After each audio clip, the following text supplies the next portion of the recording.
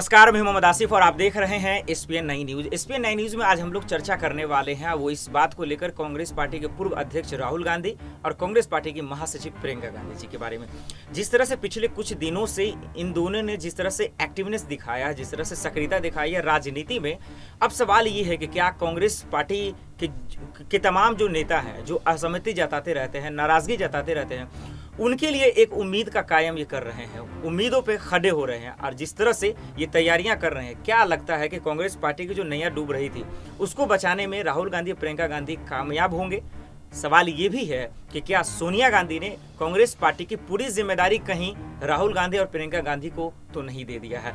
अगर नहीं तो सवाल यह है कि आखिर बाहरी कौन ऐसे नेता होंगे जिन्हें मौका दिया जा सकता है? ये बहुत बड़ा मुद्दा है और बहुत बड़ा सवाल है जिसका जिक्र करना बहुत जरूरी है। इन तमाम सवालों का जवाब लेने के लिए हमारे साथ बेहद खास मेहमान बैठे हुए हैं। शशांक, आपका बहुत बहुत स्वागत है जी। सबसे पहला सवाल ये है, एक तरफ जम्मू कश्मीर में राहुल गांधी तैयारियां कर रहे हैं, वहां जाकर बताते हैं कि मैं भी पंडित हूँ, वहां जाकर लोगों से बातचीत करते हैं, रणनीति बनाते हैं, अनुच्छेद धारा 370 किस तरह से जब हटाया गया देश से, तो उसके बाद वो जो जाना चाहते थे जाने नहीं दिया गया, लेकिन अभी गए। तो एक तरफ उधर के लोगों को लुभाना, प्रियंका गांधी एक तरफ यूपी में जो है तैयारियां कर रही हैं, 5 राज्यों में चुनाव होने वाले हैं। ऐसे में इस राहुल गांधी और प्रियंका गांधी की इस रणनीति को आप कांग्रेस पार्टी के लिए सक्सेस मान रहे हैं या फिर कुछ और भी देख रहे हैं? देखिए, सक्सेस ये है या नहीं है इसका फैसला होगा चुनाव के नतीजे आने के बाद। जितनी भी वो मेहनत करते हैं उसका परिणाम क्या आता है, देखिए परिणाम के ऊपर निर्भर करता है कि आपकी जो मेहनत थी वो सफल हुई है या नहीं हुई है। लेकिन अगर हम बात करें राहुल गांधी जो कि जम्मू कश्मीर में गए हुए हैं और जनता को लुभाने के लिए पूरी जी तोड़ कोशिश वहाँ पर कर रहे हैं, और प्रियंका गांधी उत्तर प्रदेश की राजनीति में इस समय सक्रिय नजर आ रही हैं। ऐसे में देखिए कई बाहरी चेहरों की भी इनको जरूरत पड़ेगी, क्योंकि देखिए आप अकेले पूरी सत्ता नहीं संभाल सकते, उसके लिए आपको कई और भी बुद्धिजीवियों का साथ जरूर चाहिए होता है। तो कई नए चेहरे, जैसे लगातार पार्टी के अंदर भी मांग हुई है कि नए चेहरों को मौका देना चाहिए। देखिए अब जनता नया चेहरा देखना चाहती है, जो पुराने चेहरे थे जनता उस पर भरोसा नहीं जता रही है। ये इसकी बानगी, इसका गवाह पिछले कुछ चुनावों को हम ले सकते हैं। जो आपके जो दिग्गज थे पुराने, उनको नकार दिया जनता ने सिरे से। तो आपको नए चेहरों पर अब एक आजमाना चाहिए, एक चांस लेना जरूरी है, मौका देना। यही वजह है कि पश्चिम बंगाल, बिहार, तमाम जगह पे चुनाव हुए लेकिन वहां नाकामयाब रहे। लेकिन अब सवाल ये है, मैं ये जानने की कोशिश करता हूँ कि जिस तरह से राहुल गांधी ने जो बयान दिया उसके बाद भारतीय जनता पार्टी में जमकर पलटवार किया और उन्होंने ये आरोप लगाया कि कांग्रेस पार्टी को पूजा करने नहीं आता है, वो सिर्फ और सिर्फ लोगों को गुमराह करने के लिए वो गए हुए हैं। यहाँ तक भी कह दिया गया कि राहुल गांधी जो है एक बचकाना बयान की तरह देते हैं। तो हमेशा से राहुल को पप्पू बोलना, उसको बचकाना समझना और उनके बयान को जो है, उसके बयान पर जो भी बयान वो देते हैं उस पर हंस देना, किस तरह से देखते हैं आप? देखिए इसके पीछे की एक क्रोनोलॉजी है जो समझना बेहद ज़रूरी है। देखिए किसी को पप्पू कहना या किसी की एक सोच क्रिएट कर देना, ये मेरे हिसाब से ये गलत होगा, क्योंकि देखिए इंसान की सोच भी समय के साथ बदलती है। हम हर रोज़ कुछ नया सीखते हैं।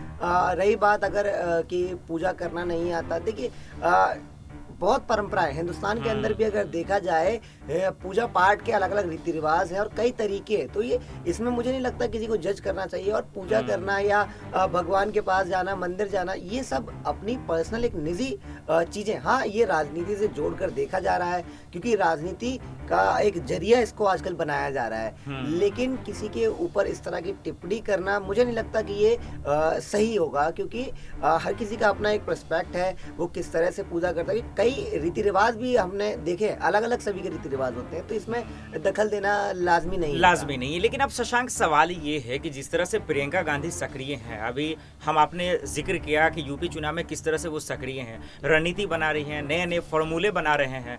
तो मैं सवाल ये लेना चाहूंगा कि जिस तरह से कांग्रेस पार्टी के अध्यक्ष से राहुल ने इस्तीफा दिया क्योंकि वो अमेठी से चुनाव हार गए, भले ही वो वायनाड से अभी सांसद है, तो यही वजह है कि वो अध्यक्ष जो है उन्होंने इस्तीफा दे दिया। तो सवाल ये है मेरा कि क्या प्रियंका गांधी जिस तरह से सक्रिय है, अब प्लान बना रही है, रणनीति बना रही है, वो भी भारतीय जनता पार्टी से उनका मुकाबला है, तो क्या सोनिया गांधी राहुल गांधी से ज्यादा भरोसा प्रियंका गांधी पे तो नहीं कर रही? देखिए, ये कहना जल्दबाजी होगा, या हम ये कह सकते हैं कि अभी प्रियंका गांधी टेस्ट पर है, लेकिन एक अध्यक्ष देखिए, हार की जिम्मेदारी लोकसभा चुनाव के राहुल गांधी ने और अपना अध्यक्ष पद छोड़ दिया। बिल्कुल। साथ ही उन्होंने ये भी कहा कि मेरे साथ कई और लोगों को भी ये जिम्मेदारी लेनी चाहिए, लेकिन ऐसा कोई नाम निकलकर सामने नहीं आया।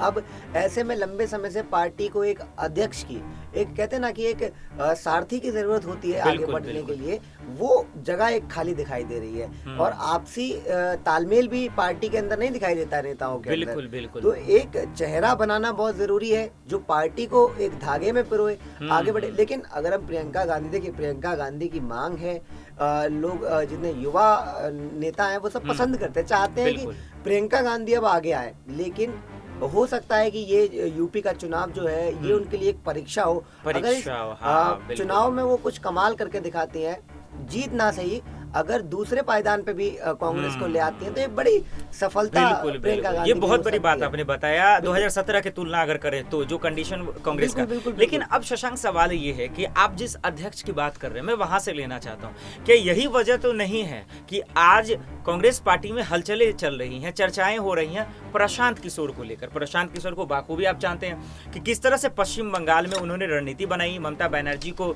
जो है चुनाव जिताया।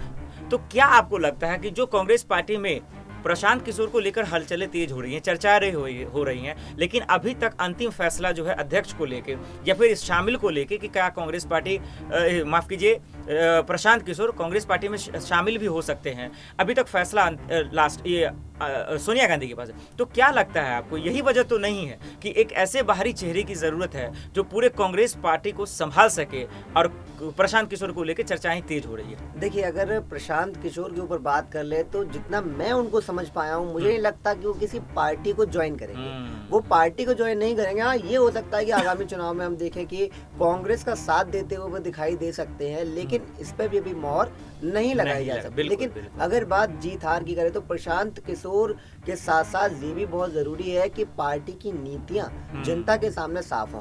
अगर हम बंगाल चुनाव की बात करते हैं, देखिए बंगाल चुनाव में ममता बनर्जी की नीतियां एकदम साफ थी, बिल्कुल साफ नीति थी उनकी, और उसके बल पे एक जीत मिली है, एक बड़ी जीत बंगाल में है। लेकिन उसी तरह से सबसे बड़ी चीज है तालमेल पार्टी के अंदर बनाना होगा। एक जो डिसिप्लिन अब नहीं दिखता है कांग्रेस पार्टी के अंदर, बिखरती हुई लगती है, उसको बनाना बहुत जरूरी है। और एक नीति, एक चेहरा, एक सारथी की जरूरत इस समय बहुत ज्यादा, जो मैंने आपको अभी पहले भी बताया कि जो एक पार्टी को एक पूरी एक जो मजबूती दे सके। हाँ, एग्जैक्टली।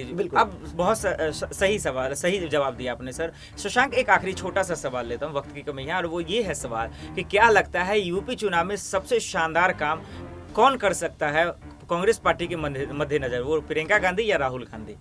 देखिए, जैसे कि अगर आंकड़ों पे बात करेंगे, यहाँ हम ये नहीं कहेंगे कि अभी तक, देखिए अभी तक की अगर यूपी की बात करें, उत्तर प्रदेश की अगर बात करें, तो प्रियंका गांधी पिछले लंबे समय से यूपी के अंदर एक्टिव हैं। हमने देखा है कई मौकों पर वो सरकार की आलोचना करती हैं या सरकार के सामने खड़ी होती हैं, तो वो एक दर्शाया, उन्होंने एक इमेज बनाई है कि हाँ, यूपी के अंदर सरकार के खिलाफ प्रियंका है, एक चेहरा अपना पेश किया है। तो मुझे लगता है कि मौजूदा हालात और मौजूदा वक्त जो कहता है, वो प्रियंका गांधी यूपी के अंदर सक्सेसफुल हो सकती हैं अगर नीतियां अच्छी से रणनीति तैयार की जाती है, एक अच्छी टीम तैयार की जाती है और जनता तक अपनी नीतियों को साफ तौर पर पहुंचाया जा सकता है। अगर ये करने में वो सफल होती है तो सफल हो सकती है, क्योंकि कई मौकों पर हमने देखा है पिछले कुछ सालों में कि एक कड़ी चुनौती वो सरकार को देती हुआ यार। यही वजह है कि आज प्रियंका गांधी को यूपी के प्रभारी बनाया गया है कांग्रेस पार्टी की, भले ही वो महासचिव हैं। अब ये सबसे बड़ी चुनौती कांग्रेस पार्टी के साथ साथ प्रियंका गांधी की भी है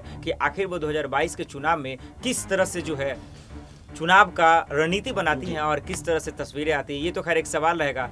इस जवाब के लिए, इस तस्वीरों के लिए, इस आंसर के हम सबको 2022 तक इंतजार करना होगा। बहुत बहुत शुक्रिया शशांक, हमें तमाम सवालों का जवाब देने के लिए। आप देख रहे थे SP9 न्यूज़। नमस्कार।